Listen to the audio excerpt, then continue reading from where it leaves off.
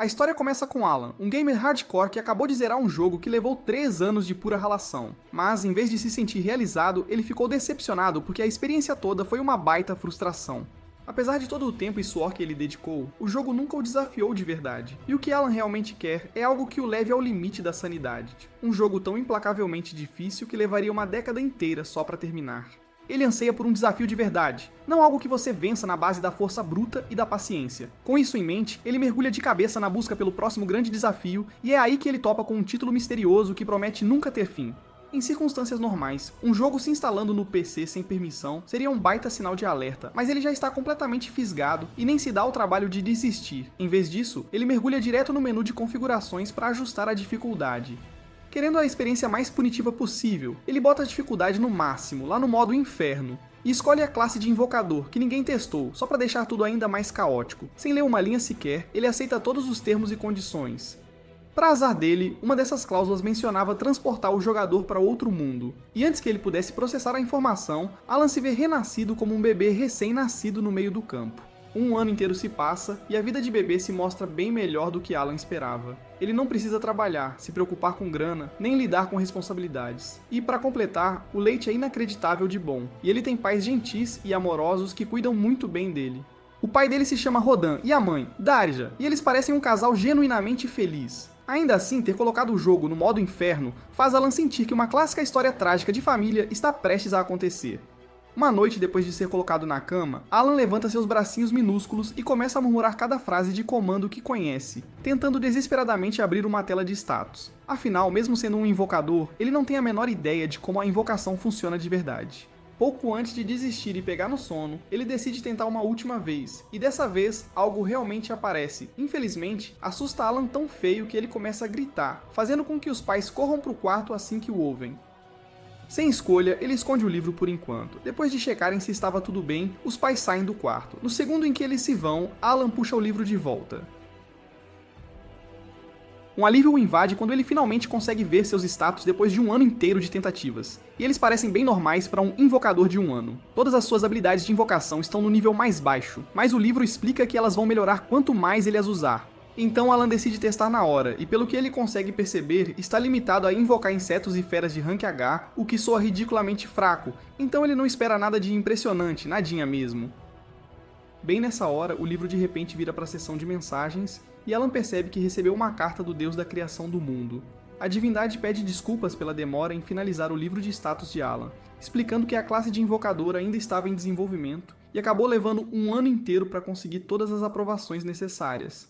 Alan não podia se importar menos com o pedido de desculpas, mas ouvir que a classe de invocador foi lançada às pressas no último minuto o deixa animado. Se foi empurrada com pressa, então com certeza tem bugs sobrando para ele se divertir. Animadíssimo, ele decide testar na mesma hora. Quer começar invocando um inseto, mas logo topa com um problema quando percebe que não tem a menor ideia de como ativar sua habilidade de invocação de fato. Normalmente, ele só checaria um subreddit ou assistiria por um tutorial rapidinho, mas não tem internet aqui, então ele está ferrado, tendo que descobrir tudo sozinho. Depois de pensar por alguns minutos, Alan finalmente saca que precisa criar uma carta de habilidade de inseto primeiro. Ele tenta e funciona sem problemas. Agora ele está finalmente pronto para invocar seu inseto, mas antes que ele possa fazer qualquer coisa, a mãe entra para checar ele de novo. Sem outra escolha, Alan rapidamente finge estar dormindo mais uma vez. No dia seguinte, depois que os pais se ocupam com o trabalho de sempre, Alan abre seu grimório e finalmente invoca o gafanhoto. O quarto se enche de uma luz brilhante, e a princípio ele fica completamente encantado com a beleza do bicho. Esse sentimento dura cerca de um segundo até que um gafanhoto gigante voa direto na cara dele e ele surta completamente. Depois de se acalmar, ele percebe que esse é de fato o gafanhoto que ele invocou, então tenta dar comandos. Infelizmente, mesmo sendo uma invocação, o bicho ainda tem o cérebro de um gafanhoto e não entende uma palavra sequer do que ele diz. Mas, pelo lado bom, Alan descobre que invocá-lo aumenta seus atributos de agilidade e resistência, o que o deixa bem feliz. Para tristeza dele, a empolgação chama a atenção da mãe, e quando ela vê o gafanhoto gigante no chão, ela o esmaga na hora, deixando Alan completamente arrasado. Nos dias seguintes, Alan continua experimentando com a invocação de insetos, mas acaba enjoando e decide passar para a invocação de feras. Dessa vez ele invoca um rato e, assim como antes, o livro o lança direto na cara dele, mas por sorte, Alan estava preparado, então não o assusta tanto. O rato também vem com seu próprio bônus de status, mas ainda não é muito esperto, então ter uma conversa de verdade é impossível. Dito isso, uma de suas habilidades se chama Disparada, e sempre que Alan manda usar essa habilidade, ele obedece todas as vezes. Mas, mesmo assim, a habilidade em si é bem inútil, então Alan rapidamente percebe que se quiser invocar criaturas mais fortes e úteis, vai precisar subir o nível de suas habilidades de invocação primeiro. O Grimório de Alan revela que ele pode guardar até 10 cartas de invocação por vez, e melhor ainda, os bônus de status de cada invocação se acumulam. Então, se ele carregar 10 cartas de rato, isso é um bônus de mais 10, tanto no ataque quanto no HP. Só isso já o coloca muito além de um bebê comum, mas para realmente quebrar o sistema e ficar super apelão, ele vai precisar subir de nível rapidinho. Normalmente isso não seria um problema, mas o gênio do Alan escolheu o modo Inferno porque achou que a dificuldade extra seria divertida. Agora ganhar experiência leva 100 vezes mais tempo que o normal, o que significa que ele se trancou oficialmente num festival de grind infernal. Mais tarde naquele dia, Roden tropeça de volta para casa, encharcado de sangue, mas felizmente nada daquilo era dele. Ele tinha acabado de ajudar os caras da vila a derrubar um javali gigante. Os olhos de Alan brilham de curiosidade, então Roden se oferece para levá-lo para ver. Sem hesitar, Alan sobe nos ombros do pai e eles partem em direção aos campos de caça.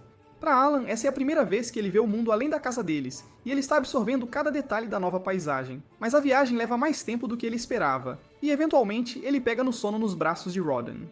Quando finalmente chegam ao corpo do javali, Roden o acorda gentilmente, Alan pisca algumas vezes, depois congela. Esse javali é enorme, ele nem consegue imaginar como o pai conseguiu ajudar a matar algo tão gigantesco. Pouco tempo depois, os aldeões próximos notam o retorno de Roden e explodem em aplausos, aclamando-o como o herói do dia. Alan se vira para perguntar se o tal javali é realmente tão forte, e Dirta explica que ele é classificado como um monstro de Rank C. Normalmente, são necessários uns 20 caçadores para derrubar um, então sim, eles são um problemão e tanto. Esse pequeno detalhe fica na cabeça de Alan, porque agora ele tem um bom parâmetro para medir a força dos monstros. Mas antes mesmo de sonhar em invocar algo desse nível, ele sabe de uma coisa com certeza. Ele tem que se dedicar e começar a farmar XP como um louco. Depois de 10 meses implacáveis de grind, Alan finalmente atinge o nível 2 como um invocador. E com isso vem uma atualização bem sólida. Seus atributos recebem um impulso geral em todas as áreas, e mais importante, ele desbloqueia a capacidade de invocar e fundir monstros de rank G. Por mais hype que isso seja, tem um porém. A fusão custa uma boa fatia de MP. Então Alan devora o jantar para recarregar um pouco de mana e corre de volta para o quarto, só para ser atingido pela decepção de novo. Seu Grimório o avisa em alto e bom som que seu MP máximo ainda não é alto o suficiente nem para tentar uma fusão. Então, de volta ao grind, né?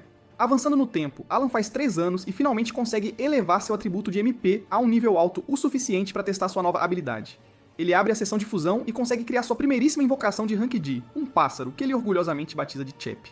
A principal habilidade de Chap é a mímica de voz, que permite copiar perfeitamente qualquer voz que ouça, perfeito para armar armadilhas ou zoar os inimigos. Alan também adiciona um sapo e uma toupeira ao seu esquadrão, e o sapo é bem inútil porque tudo o que faz é pular e piscar como uma distração viva. Mas a toupeira é muito mais útil porque consegue abrir um buraco enorme no chão em segundos. Comparadas às invocações de Rank H, essas novas são bem mais proveitosas. E pela primeira vez, Alan realmente sente que está jogando um jogo de verdade em vez de só farmar no modo inferno de bebê. Ainda assim, ele está longe de ser forte o suficiente para enfrentar ameaças de verdade. Por essa época, a filha de Gerda, Krina, aparece querendo passar um tempo. A versão dela de brincar envolve lutar, e que infelizmente para Alan, ela é absurdamente forte. Ele até maximiza todos os seus bônus de invocação para ter alguma chance, mas ela ainda o derrota como se não fosse nada. Ou seja, a garota está em outro patamar. No fim do dia, Alan e Krina voltam para casa, e uma surpresa o espera. Dari já está grávida de novo. Parece que enquanto Alan estava ocupado farmando níveis, Rodin e Dari já estavam ocupados subindo o nível da família. Com Dari já agora incapaz de fazer trabalho pesado, Alan se oferece para ajudar na colheita. Afinal, com seus bônus de invocação, seus atributos físicos estão basicamente no mesmo nível de um adulto agora. Mas os pais imediatamente cortam essa ideia. Eles dizem que ele deveria se ater a pequenas tarefas e aproveitar ser criança por enquanto. Roden o lembra que as responsabilidades de verdade virão em breve, então ele deveria aproveitar a paz enquanto ela dura. Alan se sente um pouco desapontado no início depois de ouvir que não pode ajudar na colheita, mas aí a ficha cai. Trabalho na fazenda é absolutamente brutal. Nenhum pai, em sã consciência, esperaria que seu filho de 3 anos estivesse lá fora fazendo trabalho pesado de rachar as costas. Entendendo isso, ele recua e deixa pra lá. Roden fica aliviado ao ver o filho agindo com maturidade. E as coisas se acalmam até que Darija menciona algo estranho que ela notou. Ela diz que viu Alan no quintal mais cedo, jogando pedras numa árvore. Curiosa, ela pergunta o que ele estava aprontando.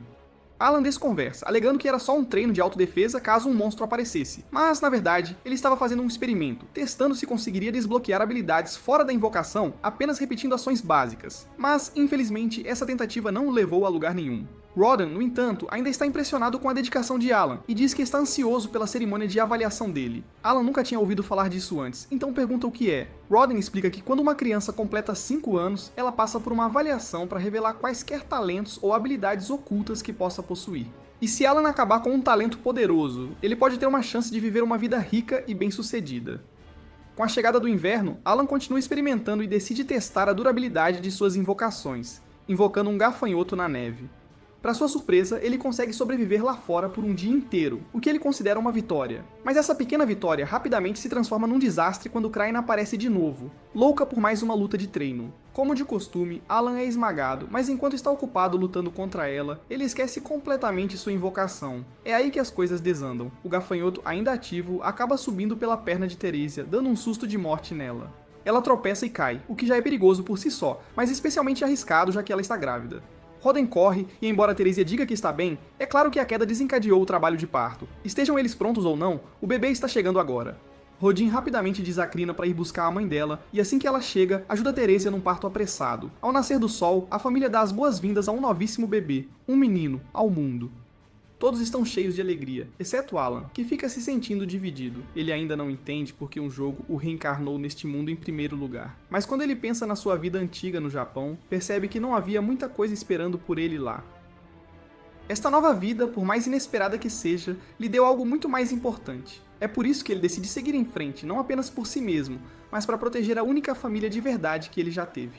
Quando a primavera chega, Alan sabe que sua cerimônia de avaliação está se aproximando. Então ele pergunta ao pai como ela realmente é. O pai explica que toda criança tem que passar por ela assim que completa 5 anos. E se Alan acabar com uma habilidade rara ou de alto nível, ele pode ter uma chance de seguir o caminho da elite. Dito isso, não vai ser fácil. A concorrência está bem acirrada este ano. Uma porção de crianças está completando 5 anos ao mesmo tempo, incluindo Kraina. Todos seguem para o distrito dos plebeus, onde a cerimônia está sendo realizada. Mas à medida que se aproximam da igreja, Alan começa a notar algo estranho. A maioria das outras crianças parece super arrumada e bem vestida, enquanto ele está quase em trapos. Agora que está prestando atenção, ele percebe que tem se vestido assim desde que nasceu. Se isso serve de indicação, a família dele deve estar bem lá embaixo na escala social. Ainda assim, isso não o incomoda muito. Quando chegam à igreja, todos se reúnem do lado de fora. Um casal de padres sai, e Alan ouve pessoas na multidão zombando de algumas das famílias mais pobres. Os padres não gostam nada disso, porém, e cortam o papo rapidinho, lembrando a todos que as bênçãos divinas não discriminam. Até o filho de um fazendeiro sem um tostão pode receber uma habilidade lendária. Com isso, eles conduzem a multidão para dentro para a cerimônia de verdade. Assim que Alan entra, ele nota 3 estátuas imponentes perto do altar. Elas devem representar as divindades adoradas neste mundo. Uma delas é Elmia, a divindade da criação. Pensando bem, Elmia é a mesma que lhe enviou aquela mensagem de desculpas sobre o atraso no desenvolvimento da classe de invocador. O primeiro a ser avaliado é Palomas, o filho do chefe da vila. Ele é instruído a colocar a mão na esfera de cristal brilhante para revelar seus status. Palomas obedece e um momento depois a parede de pedra se ilumina, exibindo sua classe como mercador. O pai dele parece satisfeito com o resultado, mas Alan, por outro lado, estava meio que esperando algo mais dramático. É basicamente a mesma função do grimório dele, exceto que esta versão usa notas de letras em vez de números. O processo continua enquanto algumas crianças saem com talentos impressionantes, enquanto outras não recebem nada digno de nota. Algumas horas se passam e agora só restam 2, Alan e Kraina. É a vez de Kraina, e ela praticamente corre para o cristal com empolgação. No segundo em que ela o toca, a coisa toda explode num brilho branco ofuscante. O pai dela entra em pânico por um segundo, pensando que algo deu errado, mas os padres estão simplesmente congelados em choque. Acontece que a leitura é legítima, e Kraina acabou de desbloquear a classe de Lorde da Espada, um dos títulos mais poderosos que existem. O pai dela está nas nuvens, mas a própria Kraina não parece entender a dimensão da coisa. Alan não fica tão chocado com o anúncio porque ele tem levado uma surra da Kraina há anos, então de certa forma faz sentido. Mas agora é a vez dele, e o padre o manda se aproximar do altar. Quando ele coloca a mão na bola de cristal, nada acontece a princípio, mas então há um súbito clarão de luz e a maldita coisa o joga para trás. Rodden corre, certificando-se de que Alan está bem, então se vira para o padre e pergunta qual talento seu filho recebeu, já que ler não é exatamente o forte dele. Baseado na força com que o cristal reagiu, ele está esperando algo insano. Mas em vez disso, o padre diz que Alan não tem talento nenhum. Alan fica chocado, de jeito nenhum isso está certo, ele sabe com certeza que tem uma habilidade. Mas quando ele olha para o quadro, ele confirma. Cada um dos atributos está travado no rank I. Ele está convencido de que toda essa bagunça é culpa de Elmia por ter estragado completamente o código da classe de invocador. Antes que ele possa surtar demais, Rodin o abraça por trás tentando amortecer o golpe. Ele não quer que Alan se sinta arrasado por não ter um talento. Eles voltam para casa juntos depois disso. E apesar do que aconteceu, ninguém o trata de forma diferente. Alan realmente aprecia como sua família o apoia, mas no fundo, ele sabe que essa história de sem talento é pura balela. O grimório dele ainda funciona normalmente, então ele imagina que os ranks e tem mais a ver com o fato de ele estar preso jogando no modo inferno. Todas as outras crianças têm a mesma idade que ele, e provavelmente foram avaliadas com base no seu potencial de nivelamento. Mas no caso de Alan, já que leva literalmente 100 vezes mais XP para ele ganhar um nível, faz sentido que seus atributos estejam lá embaixo, mesmo que sua força real seja muito maior do que o quadro mostra. A maioria das pessoas surtaria com algo assim, mas Alan não é um noob casual jogando por diversão. Ele vive pelo grind brutal. Ainda assim, ele não consegue se livrar da sensação de que algo está seriamente errado com a classe de invocador, especialmente porque ele viu um código de erro meio estranho aparecer no rodapé da sua avaliação. Ele já está planejando enviar uma montanha de reclamações para a equipe de desenvolvimento por causa disso. No dia seguinte, Alan acompanha a família para visitar a casa de Kraina, mas no caminho ele começa a perceber algo estranho. O pai dele tem agido de forma estranha. Lá na casa de Kraina, todo mundo está no clima de festa para celebrar ela ter se tornado uma Lorde da Espada. Mas Rodin ainda parece que comeu limão azedo. Jirardá se recusa categoricamente a participar da celebração até que Rodin mude essa cara. A princípio, Alan pensa que talvez o pai esteja só amargurado porque Kraina conseguiu algo especial, mas isso não é nada a cara dele. Rodin não é tão mesquinho, então o que quer que o esteja incomodando deve ser algo mais profundo. Os dois continuam discutindo por mais 1 minuto até que Jirda finalmente solta que Rodin mencionou cortar os laços entre as famílias deles logo antes de se sentarem. Rodin mantém o que disse, explicando que agora que Kraina é uma Lorde da Espada, ela tem uma saída praticamente garantida dessa cidadezinha esquecida por Deus. Jirda rebate, gritando que ele não dá a mínima para status ou qualquer uma dessas bobagens.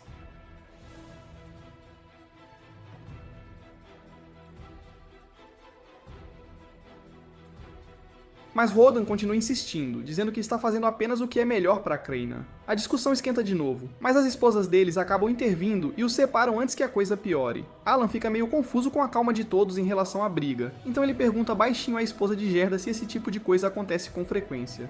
Ela apenas ri e diz: "Ah, sim, acontecia o tempo todo, mas eles sempre faziam as pazes depois." Acontece que os 4 são próximos desde crianças, nascidos e criados na mesma vila.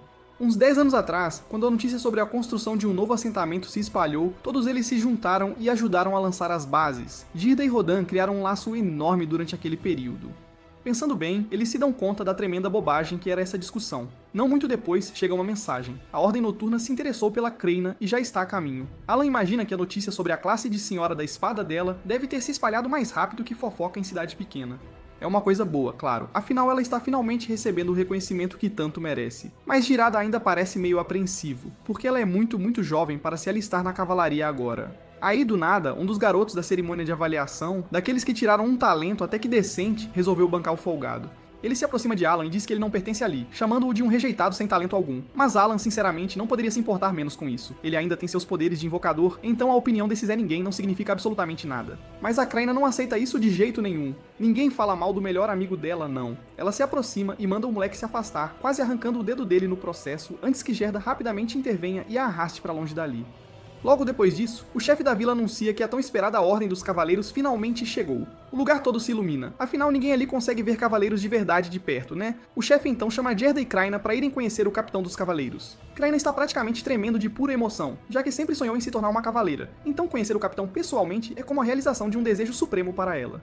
Alan começa a se perguntar se os cavaleiros estão planejando levar Kraina de volta à capital para o treinamento. Mas antes que o capitão dos cavaleiros possa dizer qualquer coisa, Dita já interrompe, dizendo que não pode permitir, afinal, ela ainda é só uma criança. O capitão dá de ombros, dizendo que a idade não importa. Se ela é realmente uma senhora da espada, então deve ser mais do que capaz de lidar com o treinamento. Não há problema algum, a menos, é claro, que eles tenham inventado toda essa história e mentido sobre ela ser uma senhora da espada apenas para enganar a Ordem dos Cavaleiros. Gérida rapidamente nega, jurando que está dizendo a mais pura verdade. Mas já é tarde demais. O capitão já se decidiu, e ele ordena que seu vice-capitão teste Kraina em um duelo, aqui e agora, sem mais delongas. E sem hesitar por um segundo sequer, o homem concorda. Gerda então implora ao capitão para repensar essa decisão. Ele não quer a vida de sua filha em risco por causa de um simples teste, mas o capitão deixa bem claro que se Kraina se recusar a lutar, isso por si só contará como prova de que ela é uma fraude. E se for esse o caso, não apenas ela, mas toda a sua família será sumariamente executada. Um dos cavaleiros então entrega uma espada a ela. Qualquer criança normal de 5 anos estaria tremendo nas bases agora, mas não a Kraina. No momento em que ela percebe que pode empunhar uma arma de verdade, ela aceita o duelo sem hesitação alguma. A multidão se afasta e o duelo começa. Libran avança para enfrentá-la e Kraina não perde um segundo sequer, atacando em velocidade máxima. E de uma olhada, ela está balançando uma espada 2 vezes maior que ela, como se fosse feita de papel, sem esforço algum. E ela está realmente conseguindo acompanhar Libran, forçando-o a ficar em guarda, mas ele ainda está controlando sem muitos problemas, sabe? O Capitão da Noite observa com um olhar frio, claramente não impressionado com o que viu até agora. Mas então Kraina bloqueia um dos ataques de Libran com maestria e se prepara para contra-atacar. Antes que ela possa sequer golpear, Librand bate o pé nela e a manda voando pela rua, batendo direto em uma parede com força total. Gerydo perde a cabeça completamente. No segundo em que vê sua filha ser jogada daquele jeito, ele tenta correr para ajudar, mas os cavaleiros o derrubam e o prendem no chão. Alan e Roden tentam ajudar também, mas são empurrados para baixo. Alan não consegue acreditar no que acabou de ver. Isso simplesmente não está certo. Se Kraina é uma senhora da espada ou não, ela ainda é uma criança e o cara que ela está enfrentando é um cavaleiro adulto com anos e anos de experiência em batalha. Mas então algo muda. Kraina começa a se levantar e o ar ao redor dela muda drasticamente. Há uma pressão pesada e perigosa emanando dela, e ela não diz uma palavra, apenas fica ali, irradiando pura e total ameaça. Sem perder um segundo sequer, Kraina ataca com outro assalto de força total, travada como um míssil teleguiado. Desta vez, Libran não tem a menor chance. Ela o atropela completamente, quebrando sua espada ao meio e quase arrancando a cabeça dele. Kraina parece um pouco desapontada que a partida tenha terminado tão rápido, mas ela claramente se divertiu bastante.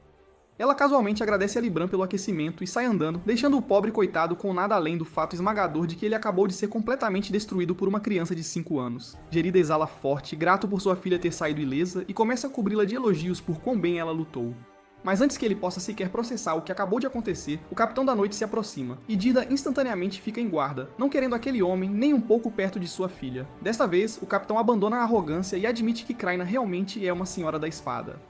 Ele até se desculpa por ter arrastado a menina para o duelo. Ele diz que quer ter uma conversa adequada sobre o futuro dela, mas Dida o cala instantaneamente. O capitão então oferece deixá-lo trazer reforços para a reunião, caso isso ajude a deixá-lo mais tranquilo. E depois de um momento de hesitação, Dida concorda apenas porque isso faz se sentir um pouco mais seguro, sabe? Todos eles vão para a casa do chefe para almoçar, onde Xenoph se desculpa apropriadamente pela encenação que fez mais cedo. Ele explica que foi ordenado pelo barão a verificar se um verdadeiro Senhora da Espada existia nesta vila, e depois do que ele acabou de testemunhar, não há como negar de jeito nenhum. Xenoph então menciona como, 3 anos atrás, um suposto Santo da Espada apareceu na casa de um conde. Mas isso instantaneamente levanta um sinal de alerta para Alan, porque no sistema do jogo, os Santos da Espada nascem apenas de origens comuns, não de sangue nobre. Então aquele ali deve ter sido uma farsa completa, com certeza. Acontece que aquele impostor acabou servindo a família real, mas não conseguiu corresponder a toda a expectativa. Depois que o reexaminaram, perceberam que ele era apenas um espadachim comum, fingindo sua patente. E depois que vários nobres foram pegos blefando para subir de patente, o reino impôs uma política de tolerância zero para relatórios de talento forjados. Dito isso, Xenoph se desculpa sinceramente novamente por fazer Kraina passar por uma aprovação tão difícil. Ele garante a Gerda que ninguém está tentando arrancá-la dele de forma alguma. Em vez disso, eles querem que ela fique em casa e continue treinando como de costume. E se ela escolher, assim que completar 12 anos, terá a opção de entrar na Academia de Cavaleiros. Após 2 anos implacáveis de esforço ininterrupto, Alan finalmente desbloqueia o 3º nível de seu Grimório, e ele está absolutamente empolgado, tipo, demais. Com esta nova atualização, suas habilidades de invocação dão um salto massivo, então ele agora pode fortalecer suas criaturas ainda mais e comandar até 30 invocações de rank FI de uma vez só. Seu jogo de empilhamento de buffs atingiu um nível totalmente novo, então ele está ansioso para experimentar, mas o jantar já está na mesa, então ele volta para dentro. Quanto à sua família, as coisas em casa estão mudando bem rápido. Seu irmãozinho acabou de fazer 2 anos e a mãe deles está esperando de novo. Então outra criança se juntará à família em breve. Enquanto seus pais estão jogando nomes de bebê, Alan aleatoriamente recebe uma mensagem divina de Elmia, a divindade da criação, e acaba soltando o nome em voz alta sem pensar. Seus pais instantaneamente assumem que ele está sugerindo que eles nomeiem o bebê em homenagem a uma divindade, o que é totalmente proibido neste mundo, tipo, nem pensar. Alan não consegue explicar o verdadeiro motivo, então ele rapidamente muda de assunto e menciona como as velhas cicatrizes de Roden parecem ter desaparecido completamente. Roden casualmente diz que é porque ele superou uma aprovação divina mais cedo naquele dia, enquanto lutava com um javali selvagem. Alan nunca ouviu falar disso antes, então ele pede mais detalhes. E Roden explica que às vezes, depois de uma batalha difícil, seu corpo se sente totalmente renovado e suas feridas curam instantaneamente. Alan imagina que deve ser o que acontece quando alguém sobe de nível neste mundo. Roden é uma verdadeira fera de lutador, então faz todo o sentido se ele sobe de nível muito. Alan, por outro lado, pode ter um Grimório de nível 3, mas seu corpo ainda está preso no nível 1, já que ele ainda não lutou contra um único monstro sequer. Se ele quer ficar mais forte, ele tem que entrar em combate real. Mas isso é mais fácil falar do que fazer, né? Ele não tem permissão para sair da vila sem autorização. A única maneira real de contornar essa regra é juntando-se a um grupo de caça. Mas no momento em que ele menciona isso, seu pai o impede imediatamente sem nem pensar duas vezes. Mais tarde naquela noite, quando toda a casa está dormindo profundamente, Alan abre seu grimório para verificar a mensagem de Elmia. Ele já tem uma boa ideia do que se trata na verdade. Ele enviou uma reclamação acalorada depois daquele fiasco todo da cerimônia de avaliação. Acontece que Elmia se desculpa pelo bug, pela falha que o fez parecer sem talento durante o teste. Está corrigido agora, então da próxima vez que ele for avaliado, sua classe de invocador deve aparecer corretamente. A divindade também explica que as estatísticas de Alan aparecem como rank, e porque ele escolheu o modo inferno, mas na realidade ele é muito mais forte do que isso. E para corrigir, eles adicionaram uma seção de estatísticas especial exclusiva para o Alan. Alan examina sua folha de estatísticas atualizada e, para sua surpresa, é muito melhor do que ele esperava. Ele está com várias estatísticas de rank SIA, bem no mesmo nível do que a Kraina havia conseguido. Então ele sente que todas aquelas longas horas de grinding estão finalmente valendo a pena. Satisfeito com os resultados, ele passa para a parte divertida, que é testar seus novos poderes. Primeiro, aquela habilidade aprimorada. Ele puxa uma carta de gafanhoto, ativa a habilidade e observa o aumento de estatísticas entrar em ação. O buff claramente fortalece o próprio gafanhoto, mas Alan rapidamente percebe que não aumenta os buffs que ele recebe através da invocação. Ainda curioso, ele decide invocar a criatura apenas para ver as mudanças em tempo real, e assim que ela aparece, emite um brilho fraco por alguns segundos. Definitivamente parece aprimorado, mas fora isso, não muito mais parece diferente, sabe? Antes que ele possa investigar mais a fundo, sua mãe entra para verificar como ele está. E no segundo em que ela vê o gafanhoto, ela surta completamente e o esmaga sem hesitação alguma.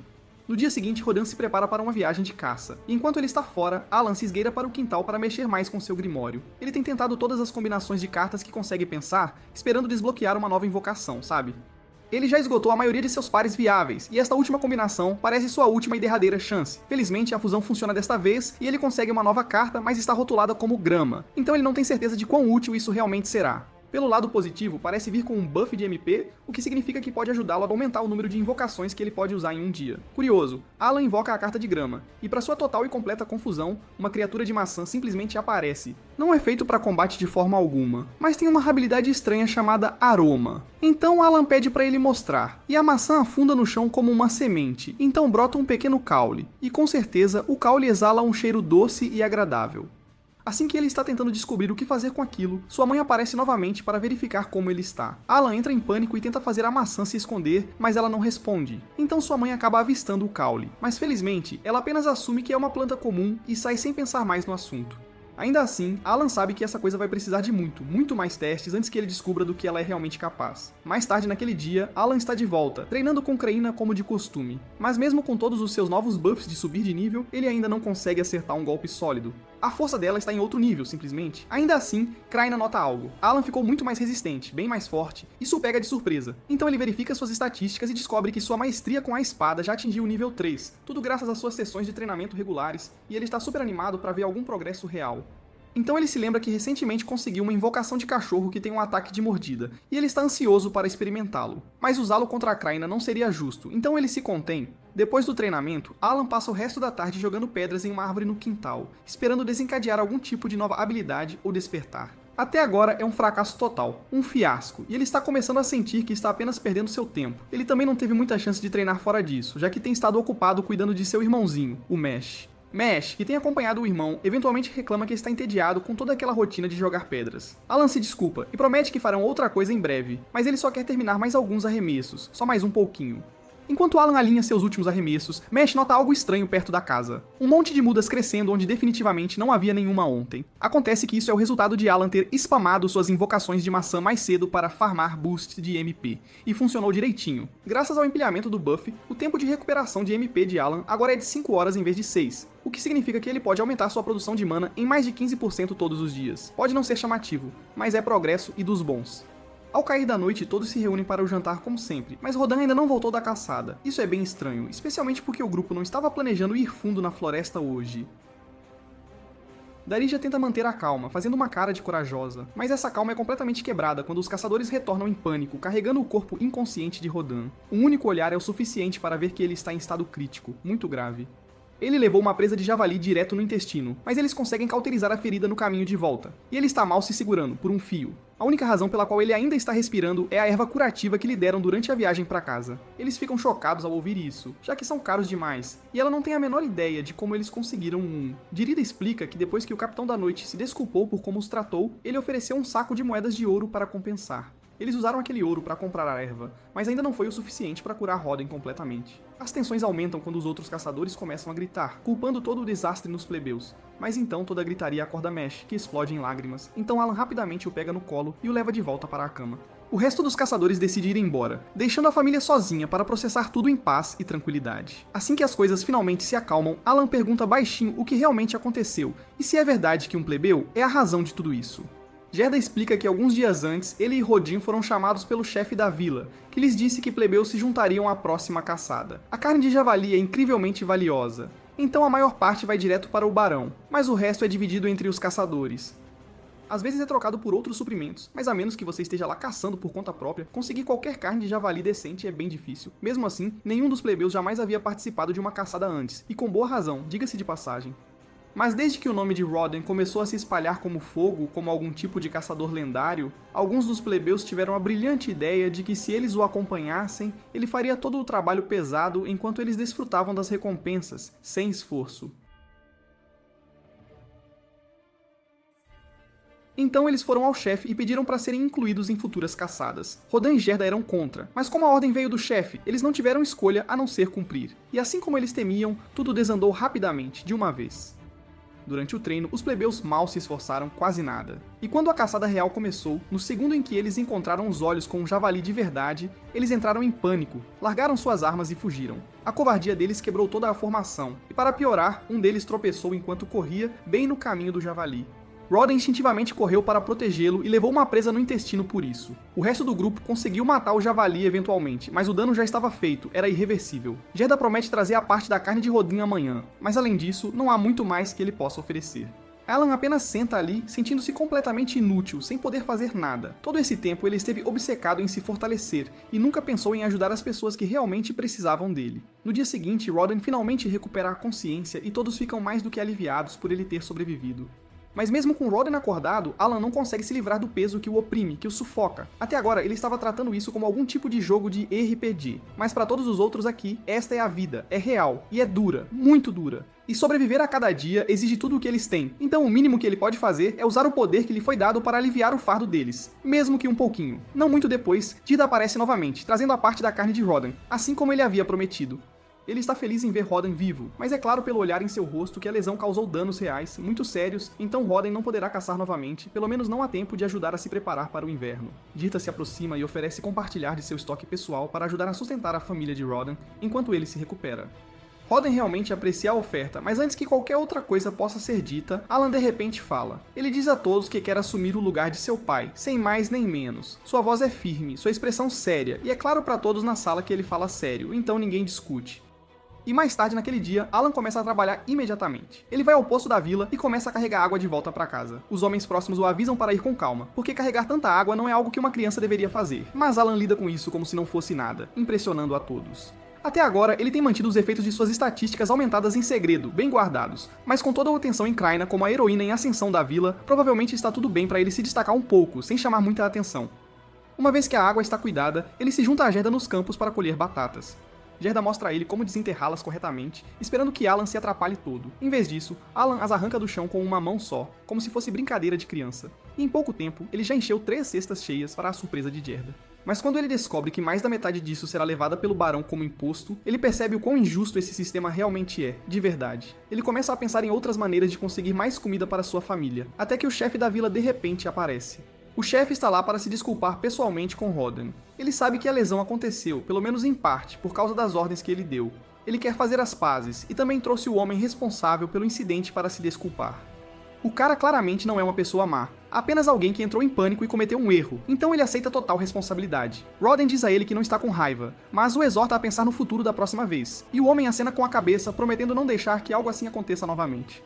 Mais tarde, Alan volta para os campos abertos com um plano se formando em sua cabeça. Um plano bem elaborado. Ele limpa uma grande área de espaço e começa a invocar um pequeno exército de sapos. Cada um usa sua habilidade de provocar, o que deve atrair animais selvagens como patos. Nada muito perigoso em teoria. Mas em vez de patos, Alan acaba atraindo um pássaro monstro. Por uma fração de segundo, ele considera correr, já que é claramente mais forte do que ele esperava. Mas então ele pensa em sua família, na comida que eles precisam, na ajuda que perderam, e decide correr o risco. E com todos os boosts de estatísticas que ele empilhou, ele calcula que pode ter uma chance sim. Ele avança e acerta um golpe sólido na parte de trás da cabeça do pássaro antes que ele perceba o que está acontecendo. Logo depois, ele invoca uma matilha de cães para atacá-lo em massa. Os cães causam um dano sólido, mordendo e arranhando o pássaro por todos os lados. Mas não demora muito para a criatura se recuperar e começar a despedaçá-los um por um, sem piedade. À medida que cada invocação cai, os buffs de Alan começam a desaparecer, deixando-o cada vez mais vulnerável. E assim que o último cão se vai, o monstro mira Alan, que de repente se vê em perigo sério, cara a cara com um inimigo furioso, sem nenhum reforço. Num movimento final desesperado, ele invoca duas sanguessugas que se agarram ao Alba Huron, drenando seu sangue com uma eficiência implacável.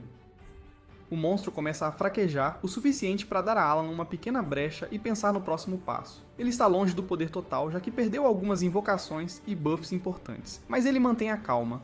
Ele tem um plano claro em mente para acabar com isso num golpe limpo e decisivo. Alan chama seus lobos de volta à ação e ordena que eles e as sanguessugas ataquem de uma vez. Enquanto avançam, Alan investe junto, lançando-se para frente e desferindo um golpe de espada brutal e preciso direto no crânio do Albahiron.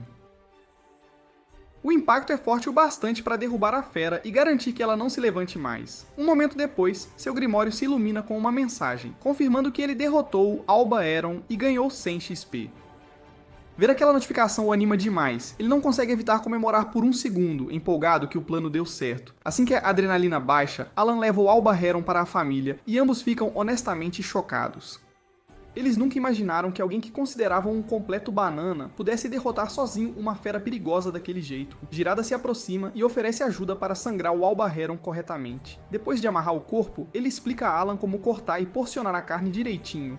Ele aponta quais partes são comestíveis, quais não são, e explica o método certo para separar os bons cortes. Jirada também menciona que monstros carregam pedras mágicas dentro deles, e por lei, qualquer pedra encontrada em monstros de rank D ou superior está sujeita a impostos.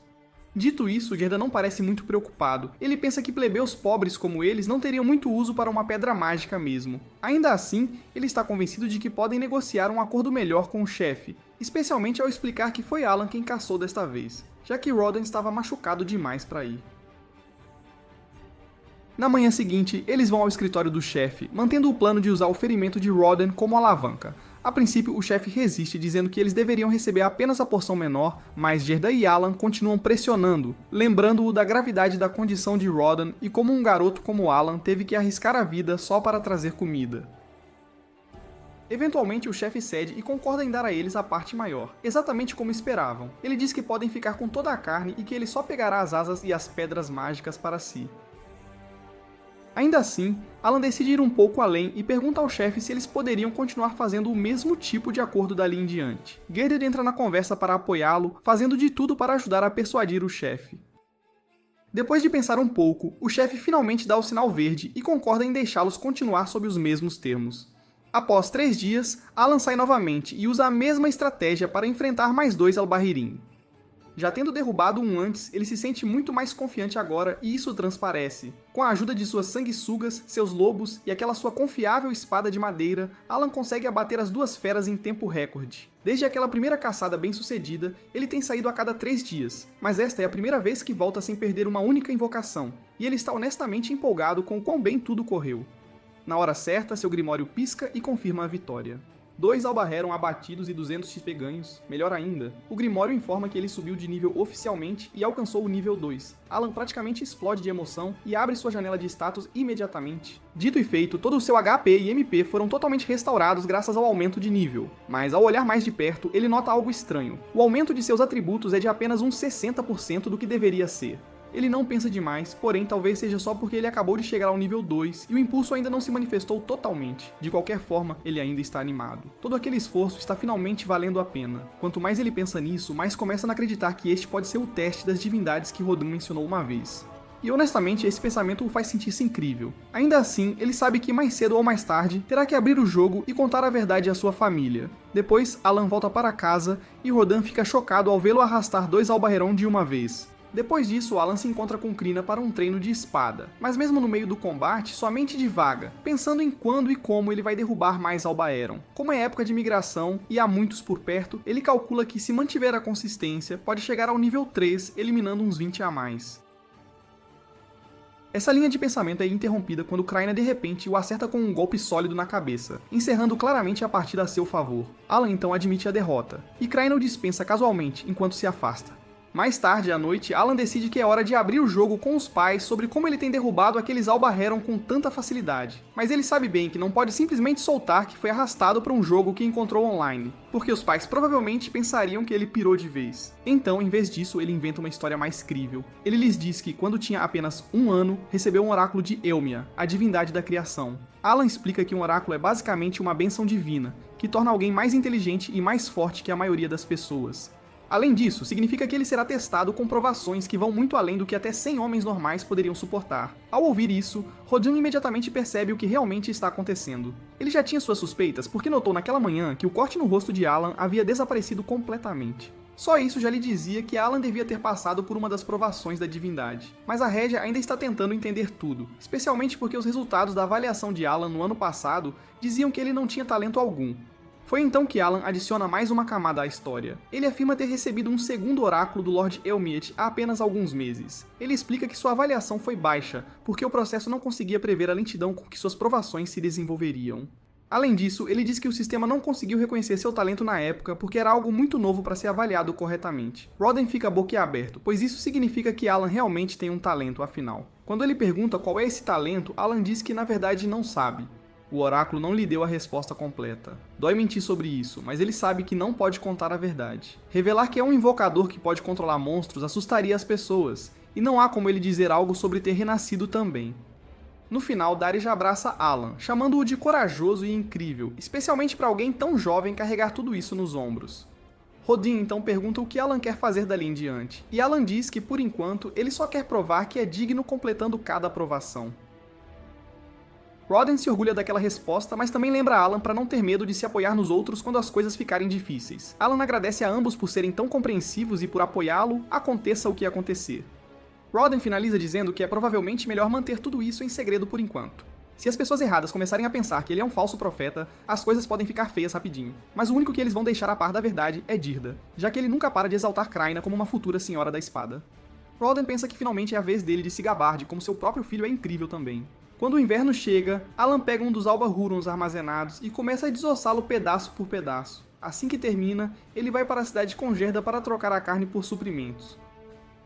Gerda já ficou sabendo da grande notícia de que Alan está sendo escolhido e testado por Lord Elmia, e honestamente, ele não está nem um pouco chocado. Ele sempre teve um pressentimento de que havia algo diferente naquele garoto. Enquanto viajam juntos, os dois conversam pelo caminho. Em certo ponto, Alan levanta o tópico da diferença entre plebeus e servos. Gerda explica que se resume principalmente a status e tributação. Servos vivem sob um sistema totalmente diferente, onde cada adulto tem que desembolsar 3 moedas de ouro por ano, e cada criança custa uma. Alan escuta atentamente e então pergunta o que seria preciso para um servo ascender e se tornar um plebeu.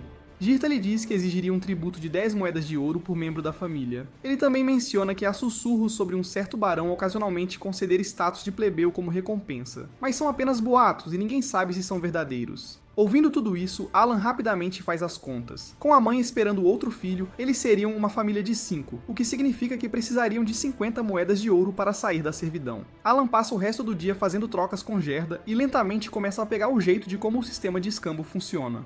Na volta, ele carrega um grande feixe de lenha nas costas. Percebendo que agora tem uma boa noção de como o comércio da cidade funciona, ele começa a pensar em maneiras de fazer uma pesquisa de mercado na próxima vez que vier. Quando Alan volta para negociar sozinho, ele adota uma abordagem muito mais metódica. Ele rastreia cuidadosamente o valor de troca e de mercado de cada item que vê, registrando tudo para poder usar essa informação mais tarde. Eventualmente, ele entra numa loja de ervas e pergunta ao comerciante se há algum tipo de remédio que possa restaurar MP. O lojista imediatamente diz que não, esses tipos de itens são caros demais para a loja manter em estoque. Ainda assim, Alan leva seu tempo e escaneia as prateleiras cheias de ervas e remédios. Percebendo que documentar tudo à mão levaria uma eternidade, ele se concentra e apenas com seus pensamentos, seu grimório responde, absorvendo os detalhes de cada erva na loja sem que ele precise tocar em nada. Em seguida, Alan pergunta ao lojista se ele por acaso tem alguma flor de Muller em estoque, mas a expressão do comerciante muda instantaneamente, e ele fica visivelmente irritado no momento em que Alan menciona aquele nome. Ele explica que da última vez que alguém pediu uma, virou uma confusão danada. Aparentemente, Gerda invadiu a loja, exigindo uma flor de Muller porque um amigo dele estava gravemente doente. Ele nem pagou o preço total adiantado, apenas prometeu acertar o resto depois. O comerciante nunca recebeu o restante do pagamento, e para piorar, aquela flor era a última em estoque, então foi isso que realmente o deixou furioso. Ouvindo tudo isso, Alan rapidamente junta as peças. Gerda deve ter corrido naquele dia para comprar a erva que acabou salvando a vida de Rodden depois da noite em que foi atacado. Se o comerciante tivesse se recusado a vendê-la, Alan talvez nem tivesse um pai agora. Querendo mostrar sua gratidão, Alan entrega um pouco de carne seca de Alba Heron como presente de agradecimento e sinceramente agradece ao comerciante por sua gentileza. Em seguida, ele sai discretamente da loja. Enquanto caminhava pela cidade, Alan se vê olhando algumas vitrines de armas quando de repente esbarra num rosto familiar. O mesmo garoto da cerimônia de avaliação com talento para machado, dogger, e ao lado dele está o filho do chefe, Pelmus. Alan sabe que Dogur é só encrenca, então tenta cuidar da própria vida e se afastar, mas Dogur não aceita isso. Ele dá um tapa na cabeça de Alan e imediatamente exige que ele se torne seu subordinado. Alan responde calmamente puxando sua espada de madeira e apontando-a diretamente para ele. Dogura se encolhe, reclamando de jogo sujo porque não tem uma arma. Alan dá de ombros e diz que está tudo bem com uma luta justa. Dogura pode pegar a arma que quiser, e Alan vai esperar. Dogura sai correndo e volta logo depois com uma espada, então avança direto em Alan. Mas Alan desvia com facilidade, defendendo cada golpe. Os golpes de Dogra são pesados, o que faz sentido para alguém com talento para machado, mas mesmo com toda aquela força, ele não chega aos pés de Kraina. Alan decide acabar com isso rapidamente. Ele derruba a espada da mão de Dogra e vence limpo. E sem dizer muito, Alan se vira e vai embora como se não fosse nada demais, o que só faz Dogra espumar de raiva ainda mais. Mais tarde naquela noite, Alan volta para casa e vê Rodin desenrolando suas ataduras. Parece que ele finalmente se curou e está pronto para voltar à natureza. Darzia, no entanto, não está tão animada e o adverte para não se esforçar demais e arriscar outra lesão. No dia seguinte, na casa de Krina, Dokura aparece novamente, desta vez procurando por uma revanche. Mas ele é massacrado, e não apenas uma vez, mas repetidamente. Ainda assim, seu orgulho se recusa a desistir, então ele continua exigindo mais lutas, não importa quantas vezes perca. Ao mesmo tempo, o irmão mais novo de Alan, Mesh, já começou o treinamento de espada com Krana, o que deixa Alan empolgado para ver como Mesh se sairá em sua cerimônia de avaliação daqui a 2 anos. Não muito tempo depois, o novo bebê nasce, e a família decide chamá-la de Meola. Algum tempo depois, Rodin volta de uma caçada com Gerda e traz algumas notícias inesperadas. Aparentemente, o chefe convocou toda a família deles. O chefe diz que o barão agora quer que eles aumentem suas entregas de javalis de 10 para 15. Para que isso aconteça, ele quer que os plebeus sejam autorizados a participar da caçada novamente este ano. Druja imediatamente pensa que essa demanda é insana, especialmente depois do que aconteceu com Rodan na última caçada. Rodin admite que estava pronto para recusar até descobrir que não era um pedido. Era uma ordem direta do próprio barão. E se eles não conseguirem entregar 15 javalis até o inverno, o Império trará novos servos de outras regiões. Alan capta as implicações na hora. Mais servos significam menos terra para todos e isso colocaria os não caçadores em risco de perder suas parcelas. Gerda intervém e diz que essa nem é a pior parte. Aparentemente, o barão espera que eles tragam 20 javalis até o final do próximo ano. Rodin calcula que a única maneira de fazer isso acontecer é aumentar a frequência da caça, em vez de manter o cronograma usual de uma vez a cada 10 dias. Foi então que Alan se manifesta e sugere que eles simplesmente sigam a ordem do barão. Gerda rapidamente o repreende por interromper uma conversa de adultos, mas Rodin o impede e deixa Alan continuar. Alan explica que, como é uma ordem direta do barão, recusar não é uma opção, e mesmo que os plebeus se mostrem um peso morto, eles terão que encontrar uma maneira de tornar esse peso morto útil. Alan diz que, com base em sua experiência com jogos, transformar personagens fracos em algo valioso é a sua praia. Ele lhes diz para confiarem nele e deixarem que ele resolva. Afinal, ele foi abençoado com a sabedoria de Elmia, e se alguém pode bolar uma estratégia que funcione, é ele. Na manhã seguinte, Alan e Rodin se encontram com um grupo de plebeus que se juntarão a eles na caçada aos javalis. Quando avistam Alan, a maioria fica chocada ao ver um garoto tão jovem acompanhando. Rodin explica rapidamente que todos seguirão seu método de caça, e Alan está lá apenas para observar e adquirir experiência.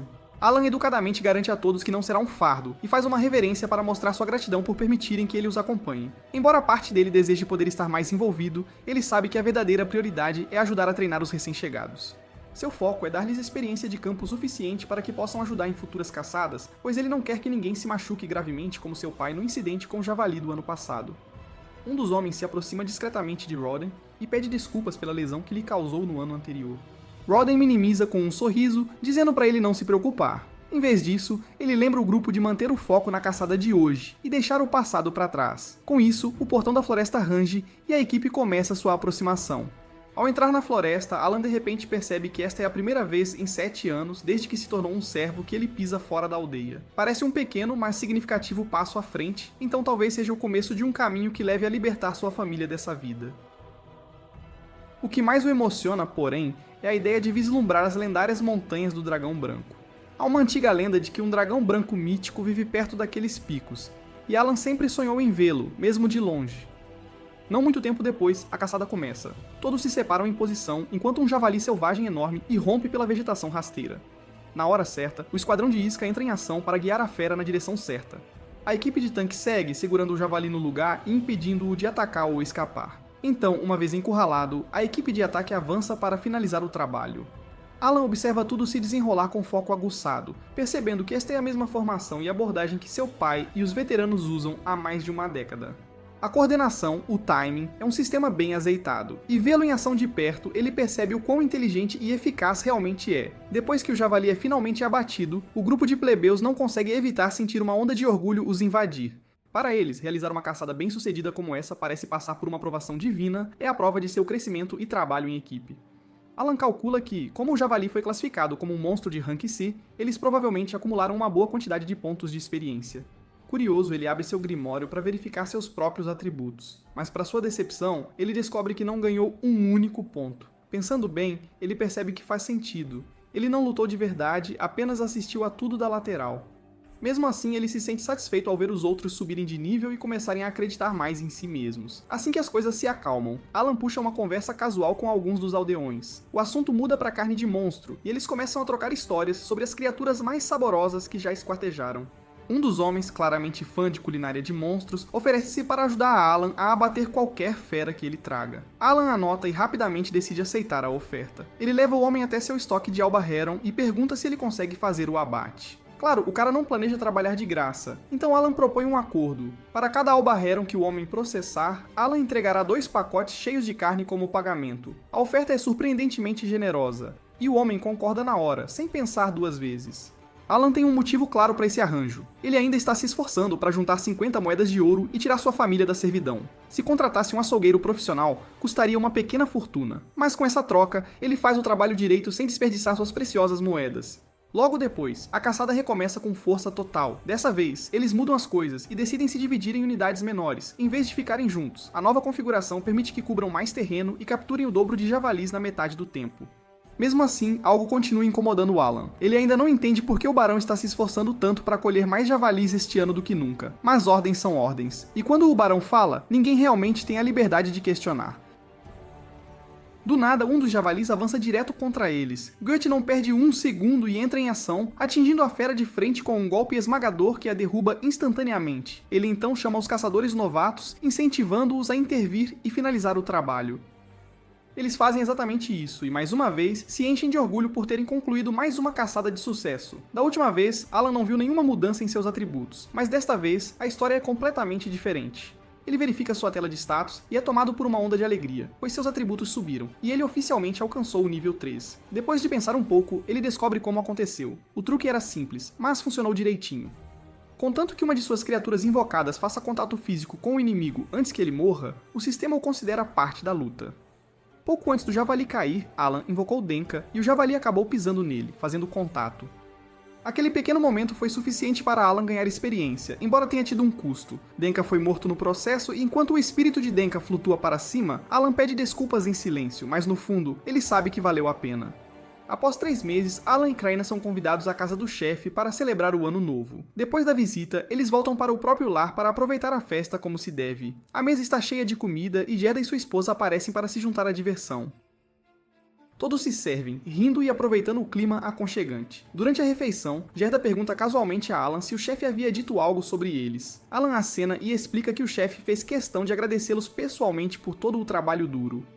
Rodden esperava que eles atingiriam facilmente a meta de trazer 20 javalis para o ano, exatamente como ele havia planejado. Alan acrescenta que o chefe estava tão satisfeito com o andamento das coisas que lhe deu uma garrafa de licor como recompensa. Alan sabe muito bem o quanto Rodden e Gerda adoram a bebida, e como ficam barulhentos quando o álcool faz efeito, então ele tem uma ideia astuta para usar isso como vantagem. Ele propõe um desafio. Se ele vencer, poderá se juntar oficialmente à próxima caçada, com arma em punho e lutar como um da equipe. Mas se Rodden e Gerda vencerem, a garrafa é toda deles. Assim que Alan expõe as regras, eles percebem que já caíram direto na armadilha dele. Mas é tarde demais para voltar atrás agora. O desejo pelo licor é mais forte que a cautela, então eles concordam em seguir em frente. Eles perguntam que tipo de disputa ele tem em mente. Alan, mantendo uma expressão calma, diz que quer resolver com uma queda de braço. Tanto Rodden quanto Gerda ficam chocados que Alan sequer sugeriria uma bobagem dessas. Para eles é óbvio que homens adultos como ele seriam muito mais fortes que um garoto da idade dele. Ainda assim, com aquela garrafa em jogo, eles decidem ir em frente. Mas o que eles não percebem é que Alan veio preparado. Ele estava guardando algumas cartas de aumento de força justamente para um momento como este. Com elas em jogo, ele tem certeza de que pode enfrentar de igual para igual até homens adultos como Rodden e Gerda. Gerda se apresenta primeiro, confiante de que isso acabaria em segundos. A princípio, ele nem leva Alan a sério, mas assim que eles apertam as mãos e a partida começa, os olhos de Gerda se arregalam, pois Alan tem muito mais força do que ele esperava. O garoto se mantém firme, sem ceder um milímetro. Gerda luta com força, resistindo à pressão, mas Alan se firma e, por fim, derruba a mão dele para vencer a rodada. Impressionado, Alan faz uma anotação mental. O atributo de força de Gerda está provavelmente entre 150 e 200, então é a vez de Rodden, e desde o início Alan percebe que não será tão fácil. A força de Rodden parece estar em outro nível. Mesmo com todos os seus buffs, Alan luta para acompanhar, mas Rodden nem pisca, e ele apenas, lenta mas seguramente, força o braço de Alan para baixo e leva a vitória. Cumprindo sua palavra, Alan entrega o licor. Rodden e Gerda o aceitam com grandes sorrisos, e não muito depois, todos estão compartilhando bebidas e rindo juntos. Embora Alan não tenha ganhado o direito de participar da próxima caçada, a partida não foi uma perda total. Ele ganhou algo tão valioso quanto uma melhor compreensão de onde ele se encontra. Agora ele sabe que o poder de Gerda está provavelmente em torno do rank D, enquanto Rodden está mais perto do rank C. Rodden então lhe diz que, a menos que ele possa vencê-lo em uma disputa de força, de jeito nenhum ele deixará Alan participar das caçadas de javali. Mas em vez de desanimar, Alan toma isso como motivação. Ele está mais motivado do que nunca para treinar mais e provar seu valor. Não muito depois, Alan percebe algo novo. Seu nível de invocador subiu novamente. Ansioso para ver o que mudou, ele rapidamente pega seu grimório e o abre. Enquanto Alan folheia as páginas de seu grimório, ele fica impressionado com o número de novas habilidades que foram desbloqueadas. Mas uma habilidade em particular chama sua atenção total. É a capacidade de ver cartas de rank, e a qualquer momento que quiser. Alan imediatamente percebe o quão incrivelmente valioso isso é. Com acesso constante a essas cartas, ele está confiante de que sua força subirá mais rápido do que nunca. Na verdade, ele já está pensando em enfrentar Rodden novamente, e desta vez, ele pode realmente ter uma chance de vencer. Mas enquanto ele continua escaneando as páginas, algo incomum chama sua atenção. Uma nova página apareceu, uma que definitivamente não estava lá antes. Ele vira para ela e encontra o que parece ser um espaço oco esculpido diretamente no papel. Depois de alguns testes rápidos, ele descobre. É uma habilidade de armazenamento. Ele pode colocar itens no grimório, contanto que caibam dentro do espaço. Estranhamente, o interior se estende muito mais fundo do que parece, tornando o bolso muito mais útil do que seu tamanho sugere. O que realmente deixa Alan confuso é que a magia de armazenamento é considerada uma habilidade de nível divino, ultra rara e extremamente poderosa. Então, por que alguém como ele de repente teria acesso a isso agora? O momento não parece aleatório. É quase como se alguém ou algo quisesse que ele a recebesse neste exato momento. No dia seguinte, Alan sai para testar sua nova habilidade de invocação de rank I. Ele pega uma pedra mágica e ativa a habilidade. A primeira criatura que ele invoca é um inseto, uma borboleta radiante com asas deslumbrantes que brilham na luz. É inofensiva, mas sua aura mágica é inconfundível. Curioso, ele invoca novamente. Desta vez, um tigre dente de sabre se materializa. Alan instintivamente recua no momento em que o vê. Com suas enormes presas e estrutura poderosa, a fera parece aterrorizante.